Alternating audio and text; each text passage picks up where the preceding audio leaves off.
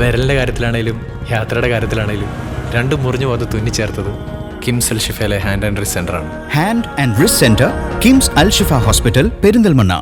Naduvattom KSBA Thangal memorial run by Janananma Rajiv Gandhi cultural and charitable trust mobile ഫ്രീസറും medical ഉപകരണങ്ങളുടെ സമർപ്പണവും നടത്തി. ചടങ്ങിൽ ചാരിറ്റി ക്ലബിന്റെ മൺമറഞ്ഞ സെക്രട്ടറി MS മണിയുടെ സ്മരണാർത്ഥം ഭക്ഷണ കിറ്റ് വിതരണവും നടത്തി. സാമൂഹിക പ്രവർത്തകനായ ഫിറോസ് കുന്നുംപറമ്പിൽ ഉദ്ഘാടനം നിർവഹിച്ചു.